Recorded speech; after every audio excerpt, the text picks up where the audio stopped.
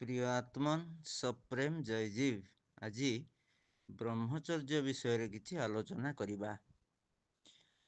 ବ୍ରହ୍ମଯୁକ୍ତ ଚର୍ଯ୍ୟ ବ୍ରହ୍ମଚର୍ଯ୍ୟ ଆତ୍ମା ରୂପୀ ବ୍ରହ୍ମର ମନନକୁ ବ୍ରହ୍ମଚର୍ଯ୍ୟକୁ କୁହାଯାଏ।